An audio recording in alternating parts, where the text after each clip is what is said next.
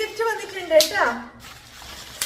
ഗിഫ്റ്റിന്റെ അത്തനക്കായാലും ഏറ്റവും ഇഷ്ടമുള്ള സംഭവം ഇതാണ്.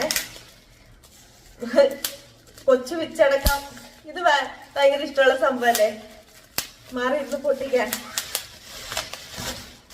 അപ്പൊ ഗിഫ്റ്റ് നമുക്ക് പൊട്ടിച്ചു നോക്കാം. ഞാൻ പകുതി ഒന്ന് പൊട്ടിച്ചൊക്കെ നോക്കി കേട്ടോ.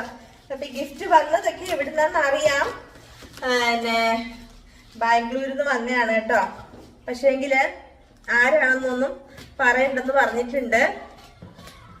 ഒരുപാട് സന്തോഷം ചേച്ചി ഗിഫ്റ്റ് അയച്ചു തന്നതിന്.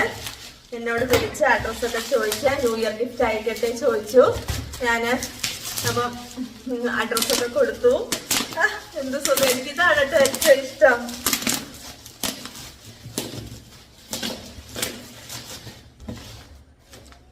അപ്പൊ എന്താണെന്നൊന്നും എനിക്ക് അറിയില്ലായിരുന്നു. പക്ഷെ ഞാൻ ഇതിന്റെ പടം കണ്ടിട്ട് എനിക്ക് മനസ്സിലായത്. ഏതായാലും നമുക്ക് തുറന്നു നോക്കാം അല്ലേ.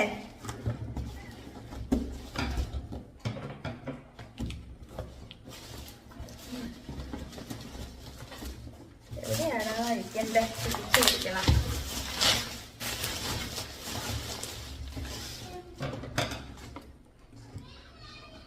ഇപ്പോഴും വാട്സപ്പിലൊക്കെ മെസ്സേജ് അയക്കുന്ന ഒരു ചേച്ചിയാണ് കേട്ടോ എനിക്ക് ന്യൂ ഇയർ ഗിഫ്റ്റ് അയച്ചു തരുന്നത്. നമുക്ക് ഇങ്ങനെ ഓരോരുത്തർ ഗിഫ്റ്റ് ഒക്കെ അയച്ചു തരുമ്പോ നമുക്ക് എന്തൊരു സന്തോഷമല്ലേ.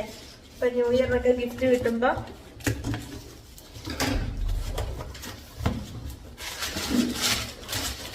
പാചക വീഡിയോ ഒക്കെ ചെയ്യാൻ വേണ്ടിട്ട്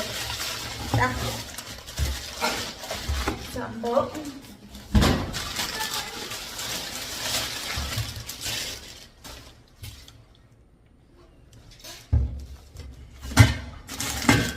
ഇതിലിട്ടാണോ നോക്കട്ടെ. ഇതിലിട്ടുണ്ട്.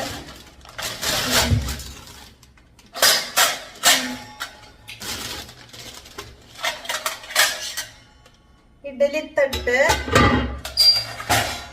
ഇത് നമുക്ക് ഇടിയപ്പം ഉണ്ടാക്കാം അല്ലേ. ഇടിയപ്പം ഉണ്ടാക്കുന്ന തട്ട്. ഇഡലിത്തട്ട് ഇടിയപ്പത്തിന്റെ തട്ടാണ് കേട്ടോ. ഒരുപാട് ഇഷ്ടമായി കേട്ടോ. ഹായ്, നല്ല ഇഡലി ഉണ്ടാക്കാം, ഇടിയപ്പം ഉണ്ടാക്കാം. അപ്പൊ ഞാൻ ശരിക്കും ഇത് ആഗ്രഹിച്ചിരുന്ന ഒരു സംഭവം തന്നെയാണ് ഇടിയപ്പത്തിന്റെ തട്ട്. ഞാൻ ഒരുപാട് ആഗ്രഹിച്ചിട്ടുണ്ടായിരുന്നു കേട്ടോ. അപ്പൊ ആഗ്രഹിച്ച സംഭവം തന്നെ ഗിഫ്റ്റ് ആയിട്ട് വന്നു, ന്യൂ ഇയർ ഗിഫ്റ്റ്. ഒരുപാട് താങ്ക്സ് ഉണ്ട്. ഇഡ്ലിക്കാണെങ്കിൽ